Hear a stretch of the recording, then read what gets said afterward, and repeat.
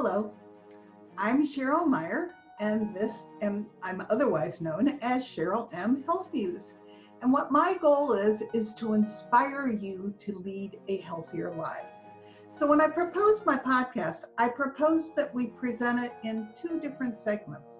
The first one is It Feels Good to Feel Good, Future-Proof Your Health, where I get to share everything I have learned to return my health back to relative wellness and to live a pain-free life in spite of the fact that I have autoimmune disease.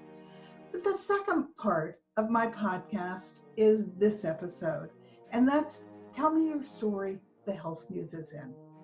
My concept with this is it's all fine and well that you hear me tell my story, but I get a lot of, it's all fine and well that it worked for you, but it's not going to work for me. And I wanted you to hear that there are lots of people out there that have made changes in their lifestyle that have supported their health and brought them back to relative wellness. We all have a couple things in common. We all owned our own health. Whatever the doctor was suggesting we did was going on a parallel path to us making these lifestyle changes where we did things that cleaned up our toxic load. We all pay attention to our body. You'll hear jazz in the background because I want you to listen to the rhythm of your health, and I want you to pay attention to what your body is telling you. My body had been trying to tell me that I was going to topple over into toxic load for some time. I just wasn't listening.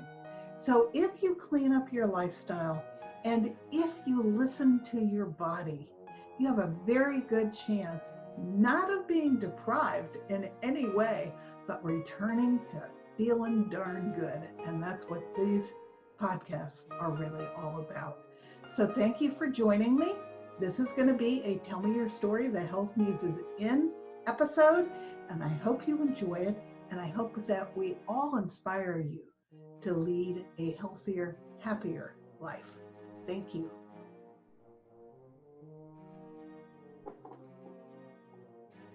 Hello, welcome to another edition of Tell Me Your Story, the Health Muse is in. And we have a very special guest today. And I'm probably going to mispronounce her name. I should have asked before we started. Suzanne Thibault? Thibault, okay, I did. I had got it all wrong. She is an animal empath. And I just finished reading her book. My husband fell in love with it and bought copies for several people in our life. And we'll make sure you know where to get this because it's such a sweet book if you're an animal person. So I wanted her to tell you her story and how she got started knowing that she was an empath and what the animal world has to tell us as humans, because we need to hear it. It's very important. So I will now turn it over to Suzanne and start with your Home Alone story, because I think that's a great place to start. Oh, thank you, Cheryl. And thank you for having me on your show. I'm very grateful. And so I'm happy to share my story, even though just know it was extremely painful for me. So it did get repressed in my childhood. So let me take you back in time. I grew up in a very, very dysfunctional family where I felt unwanted, unloved, and uncared for. I had a childhood dog named Wiggles. She was a small, tiny, white, curly-haired mutt. She kind of looked like a Maltese. She was really cute. And she became my best friend. We would do everything together. We played together, cuddled together, slept together, you name it. She was my best friend, my best buddy inside this dysfunctional family. At age 8, my parents did the unthinkable. They left me home alone for 2 weeks while they took a vacation to Tahiti.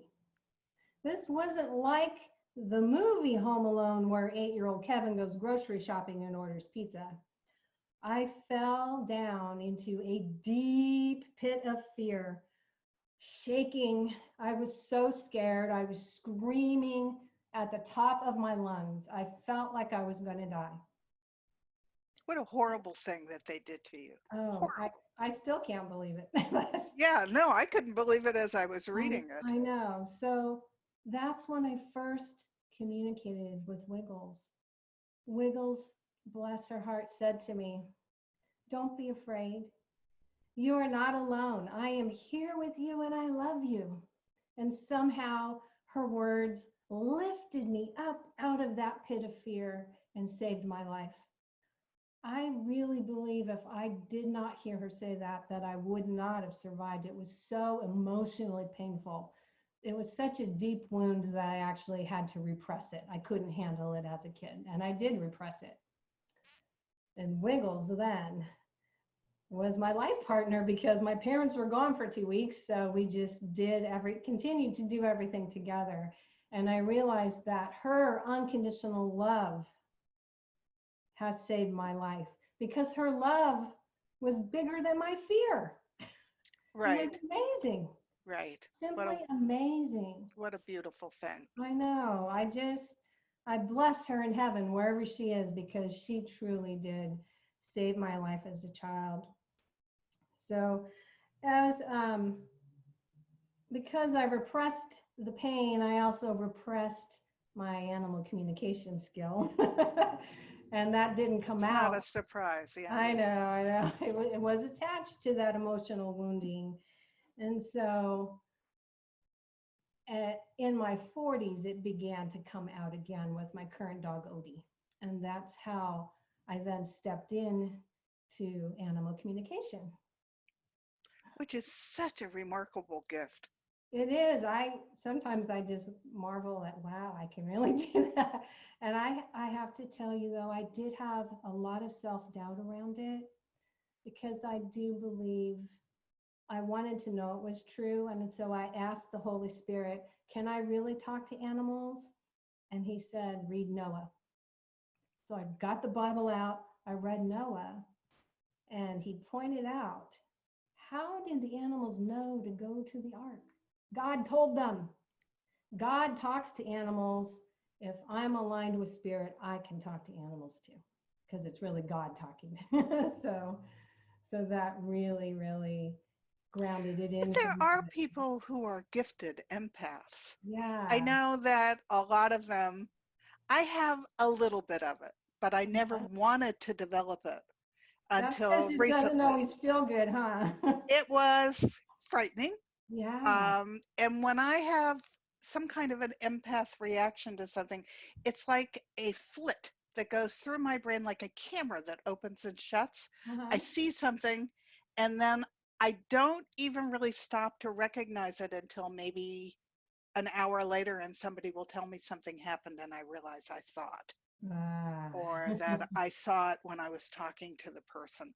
But Yeah. I have never really developed it until recently. My husband and I have been we bought a second home in Sedona, so we've been taking some classes Oh, so that we can at good. least become more aware Yeah. of of that side of ourselves. But Yeah. I mean, yours just was there. Yeah. And It's truly a gift from spirit. That's the way I look at it. mhm, That animals want to be heard. They really, really do. And animal communication is truly a spiritual tool because you're using your intuition along with your empathic abilities. Because right. animals speak through words. They don't speak the words. This is all coming through your intuition. Words, thoughts, pictures, and feelings. And feelings is the biggest one they use. And that's why, Cheryl, you said you could really feel your cat Right. because animals speak the most through their feelings. Did you know that animals are empaths too? Oh, I have no doubt about that. Yeah, yeah, Well, and I mean, if you get sad, they're right there. They're yeah, right there with you to help you through that. And if right. you're happy, they're more frolicky. I You're mean, they right. do pick up our emotions and they Yes, do express them with us. yes, that's great. That's great that is so true and so right on because animals are sentient souls. The word sentient means feeling emotions and having the perception of those emotions. And that's what animals are doing, just like us. They have the full range of emotional feelings, just like we do. And animals know how we feel because they can feel how we feel. Uh-huh. Yeah. Yeah, no, they pick it up Yeah, they really, really truly readily. do. Yeah. Yeah. So when you were in your 40s and you got Odie, Mm-hmm. when was the first time you communicated with him? So I had just sort of stepped on to my spiritual path, so to speak, where I became more interested in spiritual things. And one day I was sitting on the couch meditating, and Odie was sleeping next to me. And I began having empathic feelings of grief. And I'm like, this doesn't feel like me. And I started crying, and I'm like, what is this? And then I saw intuitive pictures of Odie being kicked in the chest every time he barked as a puppy. Oh And my. I realized I was feeling Odie's emotional pain.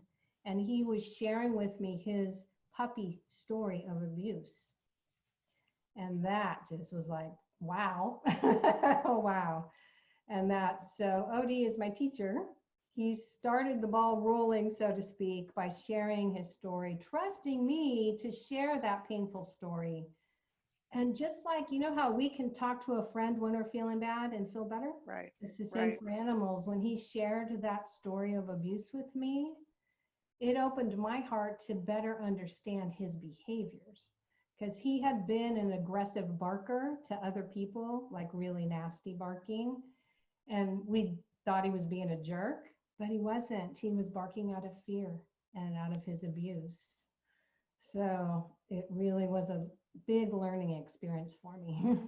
So by being able to communicate with you, did the barking calm down? Yes, actually, it took a few months because, like us human beings, when we repress emotional pain and it starts to come out, and you need to do some personal healing work around it. There's Right. lots of ways to do that now. It's the same for animals. So Odie had suffered this PTSD type of abuse. He was reactive in his behavior, barking at every noise. And it took a few months of divine inner healing work and forgiveness exercises. He actually forgave the person that abused him, and that helped him to heal. So Isn't it was that amazing? a process of healing for him. And now today, he still barks. He's a dog, but he barks in a warning tone. Does that make sense? Mm-hmm. Dogs can bark a warning tone as opposed to the aggressive snarling bark he was doing. So yes, he has healed. He has healed it through all of that. And you still have him, which is fabulous. Yeah, he's just turned 11, and he's quite the character. They all have different personalities, and Yeah, I'm they sure they do. all have a story to tell. Yeah, they do. That's what's really cool about animal communication. If if you can't figure out what's going on with your pet, you can ask them about it. And you can hear their early life story or where they were.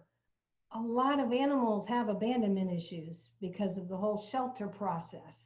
All kinds of emotional pain that they can endure and have to deal with as an adult, just like us.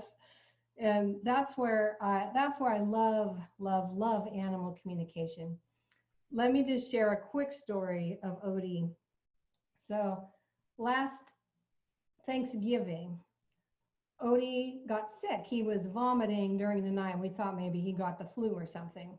So that morning we woke up, and I said to my husband, should we call the vet? And he's like, no, let's just wait and see what happens with the vomiting. I was in the kitchen making him breakfast, and he hunched over and yelled intuitively at me, level 10 pain. That had me picking up the phone, calling the vet. If I wasn't able to communicate with him, I wouldn't have recognized level 10 pain. I called the vet, we got him in. He was having a pancreatitis episode. Oh my. That was super duper painful, and he had to be hospitalized. If we hadn't taken him to the vet, he was so far off, like his numbers liver and enzymes and all those numbers were off the charts. He spent 3 days in the hospital on IVs, and he may not have made it if we would have just thought it was the flu and waited it out. So I said a gratitude for that, that he would yell at me level 10 so we could help him. But obviously he also trusts you, and he knew Yeah. you would hear him. Yeah, yeah. So that was, to me, that really illustrates the power of animal communication in helping us care for our animals. Yeah. Because when they're sick, you do debate. I know. How sick are they? Do you Right. need to take them? I had a cat. I'm back in the house I grew up in. And when I moved into the house, there were a lot of feral kitties in the neighborhood. And I'm not going to let them starve. So I was immediately feeding them. And before I knew it, I had kittens under my house. So the first batch of kittens, I found homes for them all. And then chibing, I had more kittens under the house. And I found homes for half of the litter, but there were 3 kitties that I did not find homes for. So one of them came into my house. I already had 2, so I didn't want to have more than 3 in here. And then the other 2 I ended up feeding for the rest of their life outside. They had a very good life. It is somewhat protected out there. And then I immediately worked with the Feral Cat Society and got them all spayed. Oh, nice. But this one little guy who was, in fact, my mother used to tease me I was going to be the little old lady in the woods that took care of all the animals. I wasn't in the woods, but I was the little old lady of Arcadia that was feeding all of the strays. But I also got him spayed when I got the other guys spayed. And everybody came through it fine but him. And I knew he wasn't feeling good, but you debate. You're not supposed to get sick from being spayed. Right. And so I did take him in, and he was in there for several days because he almost died. Oh, wow. And he was not melding with my other kitties before that. And when he came home, he was a whole new cat. Okay. He was very grateful to be here. Oh. And very grateful to be with all of us. So it was an interesting. You trusted your gut. Yeah, but you don't know. And so, gee, it would be nice to be able to ask. Yeah, yeah, it is. It is nice. It is nice. It's empowering. Yeah. So you have had other pets since Odie, right? Yeah, we have Odie, who's the oldest. We also have 4 more. When You're the little old lady where you are. When animals know you can communicate with them, they don't want to leave. So we have another dog named Abby. She's a rat terrier mix, and she is the light of my life. And then we have 3 cats, and they don't all get along, so it's a little rambunctious in our house. But it's fun to be able to communicate with all of them. And I'm actually working on a book about the Fab Five. I call them the Fab Five. And I love the share name. their stories. Yeah. Yeah. And tell me about your husband. How does he feel about animals? Oh, he's an animal lover, and he's the reason we have 3 cats, because the last 2 cats were found as strays at my daughter's school where she was working. They were left in the parking lot. She's like, "Can we just bring them home and foster them?" I said, "Sure." As soon as my husband saw those little kittens, "Oh, my babies," he said. So my daughter and I were like, "Okay, I think the cats are going to stay." So yes, he's a big animal lover.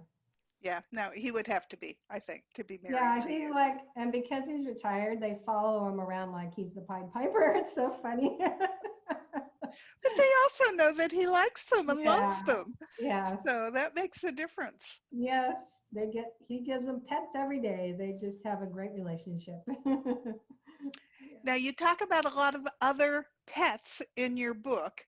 Did people come to you seeking advice, or did you just meet them and then have conversations with their pets? How did that all come about? Well, that's kind of a fun story. Before the idea of a book came about, when I first started practicing animal communication, I was guided every time I'd see a story of a wild animal that gone astray somewhere, spirit would say, talk to them. And so I did, and I'd get their story and I'd write it down. And then that turned into the book. And the book came through. I was just sitting at my computer, and from above me, this blissful voice said, Animal Wisdom Tales. Which is the name of the book. I'm like, okay, that came from God for sure, because, you know, I don't talk like that. So yeah, so that was powerful. And that started, I took those wild animal stories that I had collected, that began the book. And then some of the clients I asked their pet if they wanted to share a message. And then it just grew. When people found out I was interviewing pets, they wanted to do it. So it just grew. And I talked to more than 100 animals. It was awesome. Wow. Fantastic. So that's really the beauty of the book, is it's more about the messages that the animals are sharing and their wisdom for us that is so powerful. And their messages are somewhat similar. Yeah, it's all about love. Yep. It's all about paying attention to them. It's all about respect. Yes, yes. Which a lot of times animals, whether they're farm animals or pets or wild animals, as humans, for some reason, we don't give them respect. Or and they we deserve just are that. so busy we ignore them. I Right. think that happens a lot. We get busy with our life and we just pass them by, and yeah. But if we can slow down and pause and acknowledge them and say hello. When I talk to animals in the zoo, which truly are the saddest group of animals to be confined, they almost felt like they were crying tears of joy that someone would acknowledge them and talk to them on a soul level and tell them how beautiful they were and appreciate them. So I like to encourage people, if you're an animal lover, no matter where you go, even into a pet store, pause and gaze at the birds there and just say, I love you, you're beautiful. Do it to the hamsters and just share it. Share your love of animals with all of them and they will appreciate it. Yeah, starting in early adulthood, I had a real problem going to zoos. I knew that that was not the right thing for animals to be doing, but at the same time, if we hadn't done some of that, we wouldn't have ever had those animals anymore because we've wiped them out. I know. Which is as disgusting as the fact that we have captured them. I know. But yeah, no. There are some, just to help you feel better though, there are some animals in the zoo that feel that they're there with a good purpose of teaching. So there's only a few that are sad, not all of them. Right, right. Yeah. And I'm glad that children get to see wild animals, even though they're seeing them as captives. Yeah, it's important. I think it helps to grow compassion and empathy for others. Yeah. If that is built in the child, not always. That sort of depends upon the adult that's there with the child. But yeah, they're not going to have that experience anywhere else. Yeah. Most likely, they're not going to have the availability to have that experience anywhere else. Right. Yeah. So it's important. Yeah. Well, shall I share the story of Nicholas the elephant? Absolutely. I told her before we started, I am crazy about elephants. I love elephants. I love their community. I love their care for each other. I love the mother's care for her child. They're really amazing for such a huge creature. Yeah. They are such a loving, and they are community oriented, which is fantastic. Yeah, we can learn a lot from them. Right, we can. Well, I think it was in 2015, I went to a local wild animal rescue called Performing Animal Welfare Society. They're based in Galt, and then they have land up in the Jackson area where they house wild animals. It's not open to the public except during when they hold an open house. So a friend and I went to one of their open houses, and we got to go in by shuttle bus, and we got dropped off at the elephant enclosure areas. They have a beautiful hillside they all live on. It's wide open ranges. They have little pools, not human pools, but little lake pools to swim in. It's beautiful for them. But when we stepped off the bus, there was already an elephant right up along the fence line, and his name was Nicholas. He's an Asian bull elephant. There goes my empathic abilities. Luckily, I was wearing sunglasses because I just made this empathic connection with the elephant.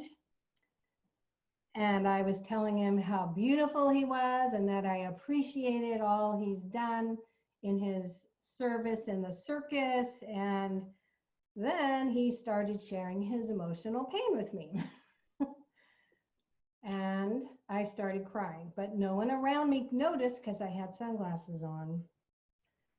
So the elephant was sharing with me pictures and feelings. I don't think I can do justice with my words to his feelings, but he was born into a circus, almost immediately separated from his mother, and we know that's not good. No. For elephants especially too.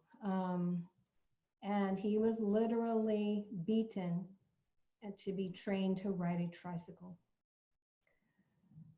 Every time that training occurred, that inner pain just locked inside of him, and he got angry and he got frustrated, and he developed a hatred for human beings, for all the pain and suffering they were giving to him.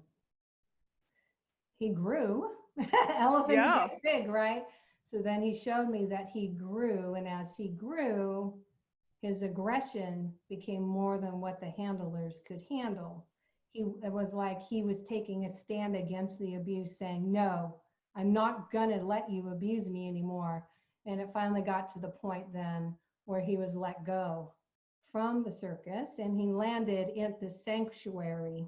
Oh, how lucky he was. Very lucky, but also deep, deep, deep inner wounding. Right. So I asked the elephant, do you want to heal your emotional pain? And he thought about it and said yes. And he walked down the fence line, and I asked him to forgive the handlers that hit him with that stick, that forced him to ride the tricycle. I asked him to forgive all human beings for making a circus where the wild animals don't belong. And as he did, he began banging his head against the fence. And the people around me were gasping like, oh, he wants to get out. And I'm sitting there crying, knowing he's releasing. In that hitting his head, he's releasing his emotional wounding. And then he steps back and he goes, and he walks back down the fence line, and he puts his foot up on the fence and raises his trunk and says, thank you.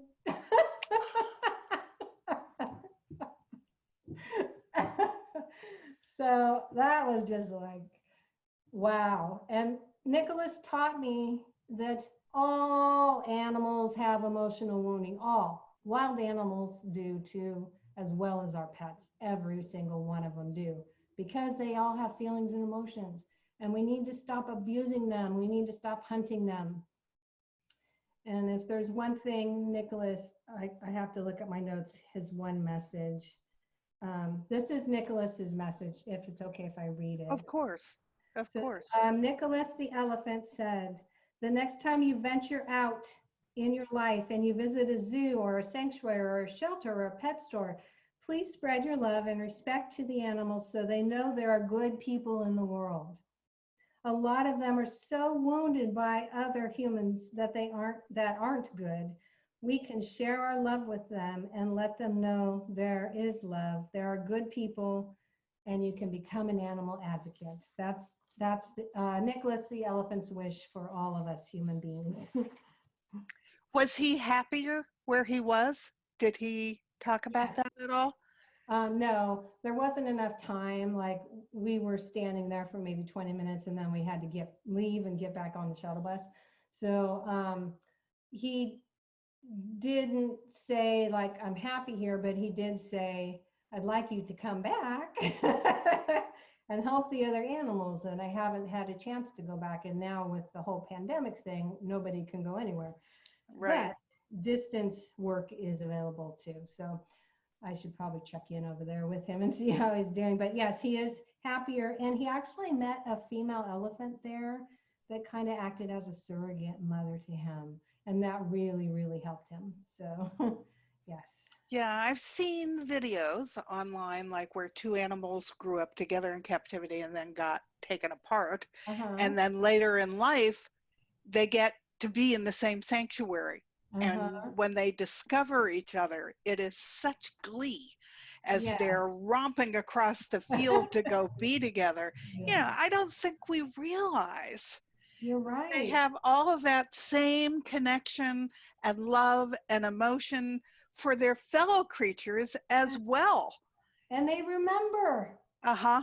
They remember. Yeah, I think we human beings have underestimated the wisdom of animals, of really truly how smart and wise and expansive in that wisdom that they are. They're just like us, really. They just can't speak human, they speak feelings. So, Right. Right. yeah, yeah. You would love to live where I live. I live about 3 miles from the San Gabriel Mountains in Los Ah, Angeles. And although I only get coyotes where I am because I'm far enough from the base of the mountain, up in the northern part of my city, we just had a mountain lion come down. ah, We have bears all the time. They come down, they swim in the pools, ah. they climb in the trees, they make themselves quite at home. And Oh, that's especially cool. now, since we have been inside more, Uh-huh. they are coming out more. They come out Ah, with their yeah. cubs. Yeah. There's all kinds of sightings going on. The mountain lion came down because it had been attacked by another mountain lion. And Ah. so it came down, it was wounded and went under someone's house, created quite the fervor. But they finally did catch him and they took him to the Santa Monica Mountains where there's a mountain lion Oh, sanctuary. So good. he's in the hospital there and then he will probably be released over there Okay. instead of coming back to where he was here. Yeah. But yeah, no, this whole community is very much into their wild animals, with the exception of the coyotes, which are everywhere. Uh, and they eat our kitties. They, you know, and but Oh, I had one come look right in my office window at me. He oh, wasn't very cute. He wow. kind of scared me. And I had my two outdoor kitties, so I didn't want them out there. So I Right. ran and grabbed a pan and a lid and went out and banged it, and he flew over my 7-foot fence Wow. with just like that. But yeah, no, they're down here, and when I called the animal control people, they said, "No, honey, you're in their territory. They are not in yours. So learn to live with them because they're going to be Yeah. there." Well, if they come around again, just say hello. Thank you for visiting. I'd like you to leave now and leave my cats alone. You Yeah, can well, my kitties are no longer here, That's so I true. guess they can stay now. Yeah. But there's a very nice dog next door that I don't want them to bother either. Yeah, yeah, that's true. Well, that's exciting to live in an area like that. We hope Yeah, it's to, fun. hmm yeah, we hope to move someday to a more rural area. And I'm in Los Angeles. I mean, I'm Mhm. in a suburb. We are in the city. I call it normal LA, but I am definitely still in city. It's all city here, but we're Yeah. close enough to the mountains that you can get away and get back into the wild a little bit, where hmm there is some open land. We have Yeah. a couple waterfalls in there. It's fun. Oh, You wouldn't think beautiful. that this exists here in Los Angeles, but it Uh-huh. does. Cool. Very cool. So the other thing that you started talking about were farm animals. Uh-huh. Now, I did not grow up on a farm. I don't necessarily understand farm animals. I know that as a child, we went to a farm a couple of times. I did see a foal get born, which was Oh. pretty nifty. Uh-huh. But I don't, I don't know from farm animals very much, and they all wanted to talk to you as well. Yeah, they do. Farm animals are generally happy. Um, they like living the peaceful ranch life. They love their humans that they're with, and they have lots of wisdom to share. And for the most part, the only unhappy animals are food animals. I was going to And say, yeah, that's some of them because the get way treated they're not so well. treated. Right. That's just the way they're treated. And I personally made the choice to be vegan. I do not propose that to anyone else. It's a personal choice as far as I'm concerned. But once I learned about the feed animals and the pain that they were going through to become feed animals, I just decided I didn't want to be a part of that anymore. So, Yeah, uh, we do eat some meat, but we eat grass-fed, grass-finished mhm, meat that is generally well treated by his right, rancher. right. So it's a little difference, you know, to eat a chicken that's caged and Right. not allowed to run free. We only eat animals that are eating their species specific food. Uh-huh. So, and I call myself a pagan. I eat mostly vegetables because it's Uh-huh. healthier. Yeah. And I do eat small amounts of meat because I'm diabetic, and it Right. allows me to release sugar much more slowly and keeps Oh, my good. sugar level much more stable. But I Good. do eat some meat, and I admit that I have some feelings about whether or not we should do that. But Yeah. I tried to be totally vegan, and I did not feel good doing it. Okay. So Well, see, you know what's best for you, so that's good. And we just need to bring in greater compassion into that whole area. The whole area. absolutely. Yeah. Yeah. And some of it is so unnecessary. Yeah. Yeah. It is. It is. It's sad. It's sad, but not much we can do at this point yet. Now, you live in Arizona. Did I get that wrong? Or are you Oh, in no, Northern I'm in California? California, Northern California. Okay. Yeah. Yeah, it's interesting because in Sedona we have different animals. We have a fox that has come to visit, and we Uh-huh. have these little piggy-looking things called gravelini or something like Oh, that are okay. wild, and they Uh-huh. run around like crazy. But they're kind of funny-looking things. No, They're you have not a lot of actually. interactions. They're more related to opossums than Oh, they are to pigs, but they okay. look like pigs.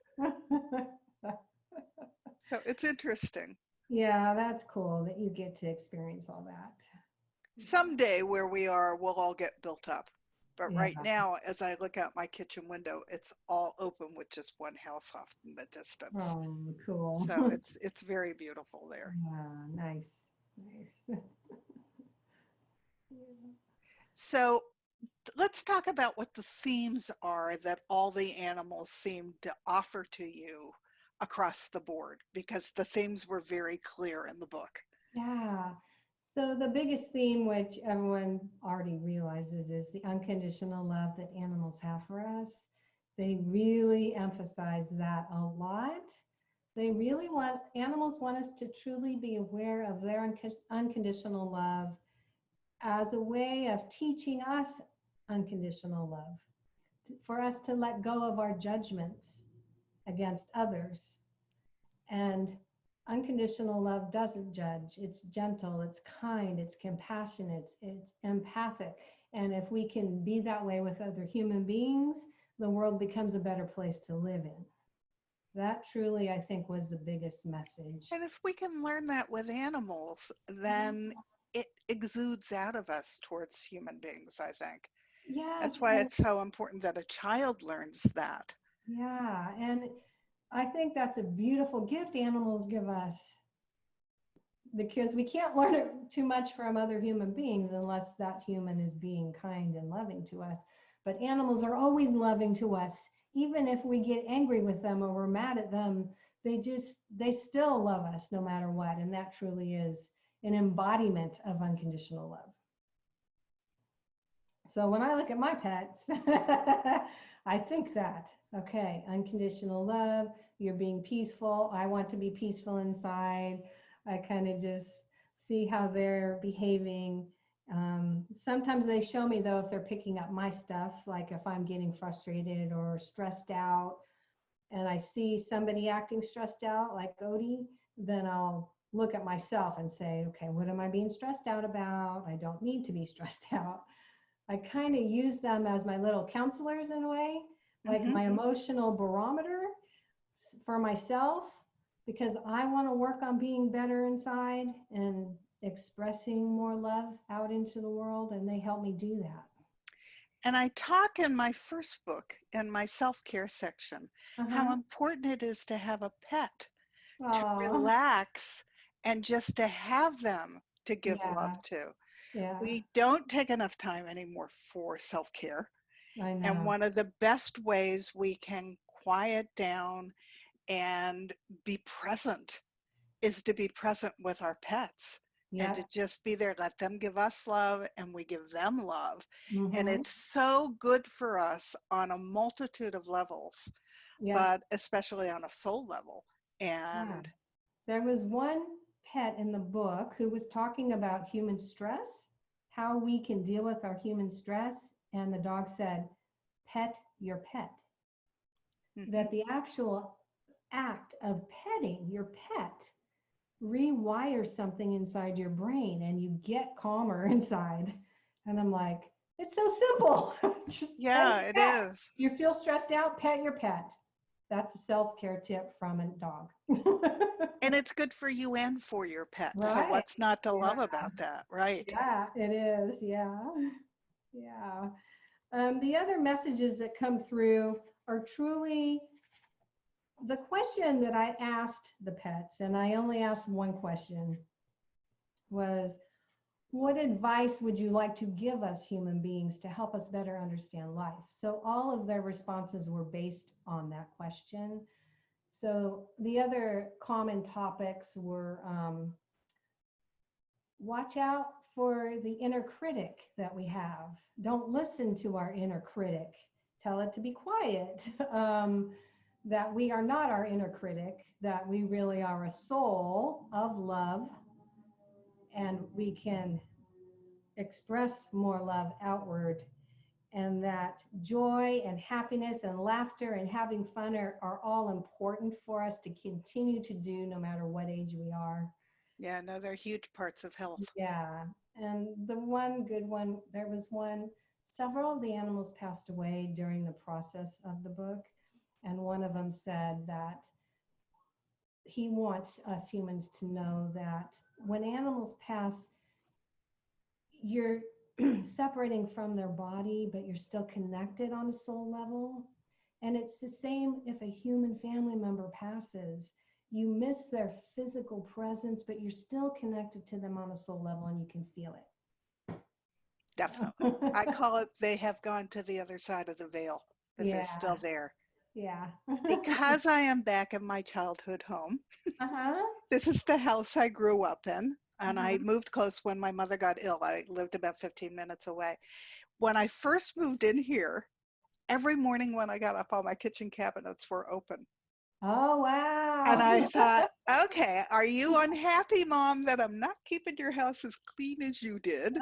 What is the message that you want me to get? So I Yeah. finally called a psychic, and she said, no, she's there for a variety of reasons. Number one, she wants you to know she's still there, that Okay. just because she's passed, she still wants to be with you, because at that point I was single.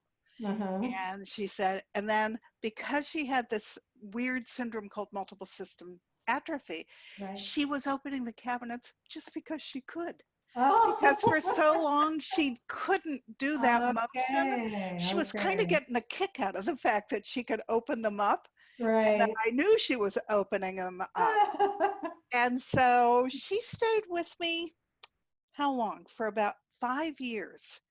And then when I met John and fell in love and he moved in and we married and he moved in, it Uh-huh. stopped.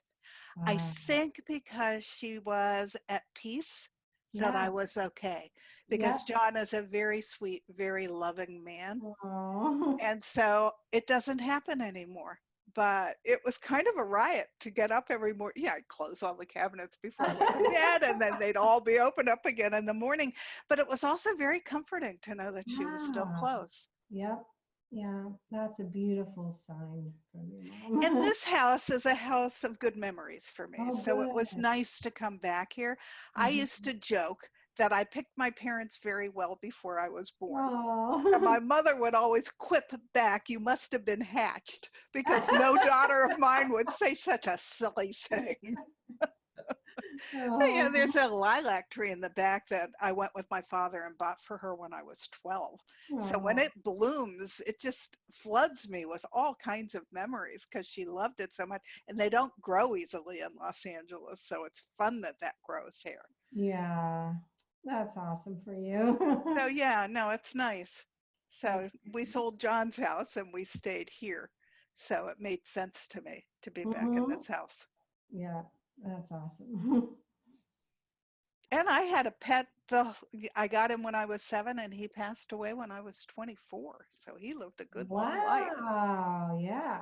I was in the Bay Area when she passed away, but yeah. hmm So I wouldn't doubt that her little spirit is still here as well. Yeah. The other thing that animal communication does is heart healing for us because we're allowed to speak to our pets in spirit.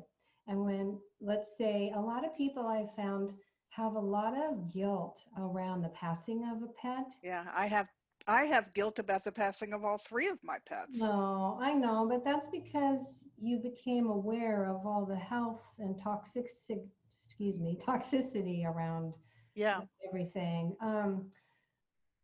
But when you're able then to speak to your pet in spirit, it brings healing to your heart because you realize you're not to blame. It's not your fault. You did everything exactly as it was supposed to go, and your pet just blesses you and releases you from that guilt and allows your heart to heal. It's And beautiful. because of that, I have autoimmune disease. I Uh-huh. cleaned up all the toxins in my life. I eliminated hundreds of them, but I Yeah. wasn't cognizant that my pets were also putting up with a lot of toxicity because Yeah. the world had changed so much. Yeah. And so where my kitties always lived into their 20s, Mm-hmm. these guys left me at 12, 14, and 16.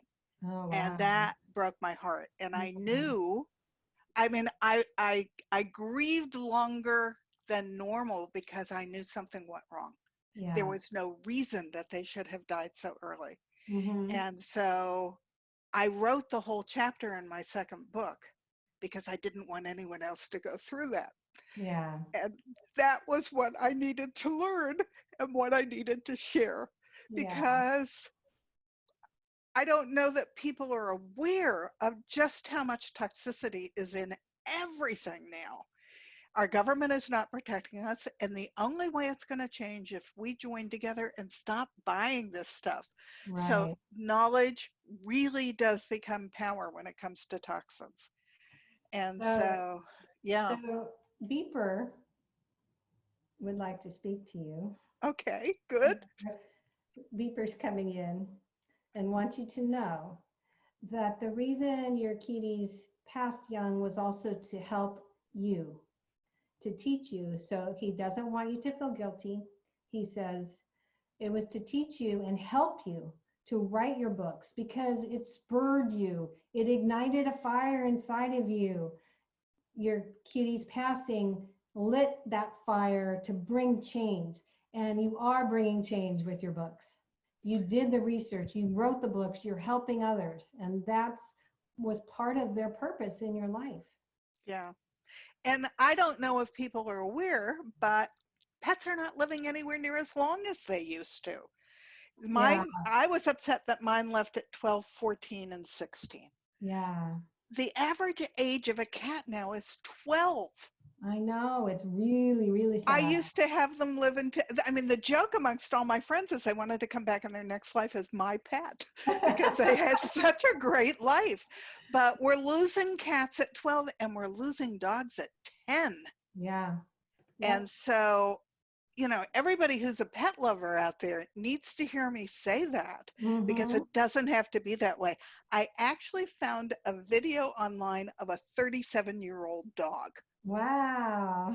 who had had such a good life and had eaten species specific food his whole life because his owner like got it early, that he's still Wow. out there romping and having a darn good That's time. amazing. That's So amazing. it doesn't have to be that way, but Right. because they don't get to tell us that what we're feeding them is not good for them, Right. and they will eat whatever it is because it's Mhm. all they're given. Right. We have to be responsible to study it, learn it, understand it, Yes. and take care of it for them, because Yep. that's what being a good pet guardian is. Yep. I have switched all of our pets to homemade food with vitamin and mineral supplements included, so they Yeah, get you can't just diet. feed them scraps, Right. because Right. that creates dysfunction in their body as much as the crud that comes Yeah. out of the cans. It is gross. If Yeah. anybody wants to know more about it and you don't want to do your own research, buy my book, Yeah. because it's called Feeling Good, Living Low Toxin in Community and Everyday Life. When I started reading what actually was in pet food, it's appalling. Mhm. Mhm. It's appalling. It's all, I mean, they even take dead animals off the street and put it I know that into the pet I food. can't believe I know it's just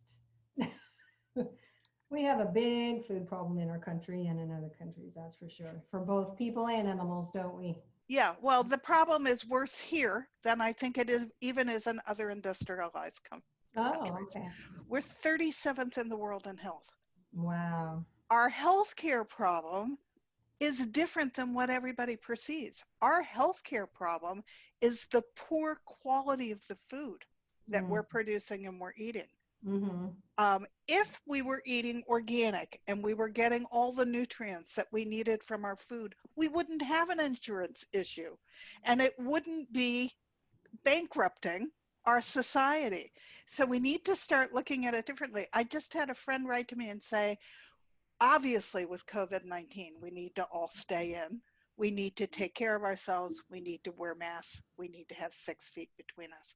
But Mhm. why doesn't anyone say we would boost our immune system if only we also changed how we ate and eliminated toxins?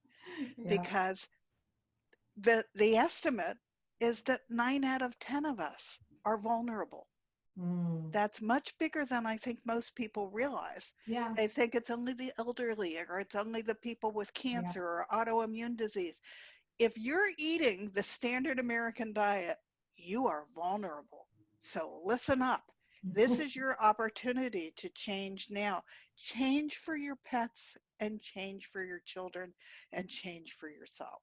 Yeah. Health, 53% of our your kids health have needs chronic it. illness. Yeah. Mhm. So, we're on pause for a reason, and we Yeah. need to take a look at what that reason is, and we need to reassess how we're living our lives. Yeah, that's spiritually, that's what I see. I actually asked the Holy Spirit, what is the purpose of this whole pandemic? And it is for all of us to slow down, take a look inside, but also to slow down and take a look at our society and see what needs changing. And Right. we know now all kinds of things need fixing up and Well, changing for the I better was for everybody. hoping we were going to come out of this gentler and kinder to each other, Yeah. but I'm not sure we are. I But think, yeah, I think there's always hope. I watched some video the other day where a young black man was quoting his ancestor, and he ended it with, there is the possibility of change. There is possible change in all ways, and there is still hope. And I'm like, yeah, I there's agree. always There is hope. hope. Yeah. Yeah, there is Yeah. always hope. And this has been a major disruptor. Hmm. And with the major disruptors are messages. So we need to Yeah. pay attention. Yep. And reinvent our lives. Right. Rework how we live, rework how we do things and how we treat each other, and we'll all make the world a better place. So tell it now. People can hire you to talk Uh-huh. to their animal, correct? Yes, So, I'm a professional animal communicator and spiritual life coach. And so I do animal communication sessions. I do them for pet behavior, for health issues, for relationship issues, because sometimes if you have multiple pets in a household, there's relationship issues, and also heart healing for those who have lost pets. And then I do divine inner healing for both people and animals to help that emotional wounding, which I suffered from, which I know other people carry, and animals. And so I do emotional healing for people and animals too. Okay. And I will put the link of how they can find you in the show notes for this show. And then how do they get your book? The book is on Amazon, and it's both in Kindle version. The Kindle version has full color photos, which is cool.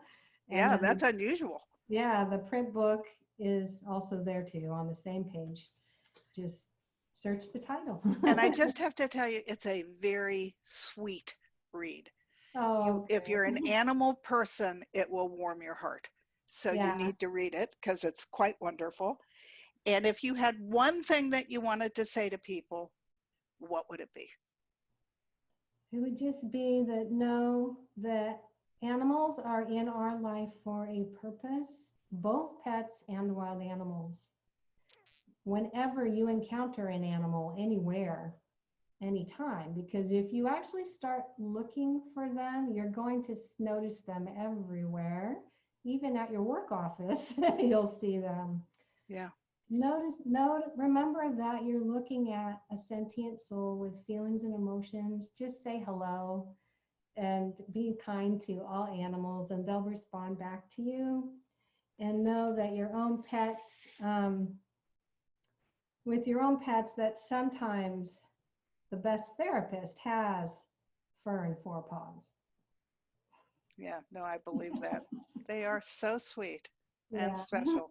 Yeah. And I want to share with everyone, as a result of my husband reading Suzanne's book,